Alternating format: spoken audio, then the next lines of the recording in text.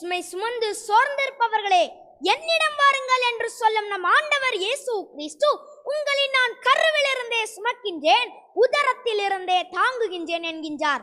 ஒட்டுமொத்த உலகத்தையும் படைத்து அதை தன் உள்ளங்கையிலே தாங்கிக் கொண்டிருப்பவர் நம் ஆண்டவர்.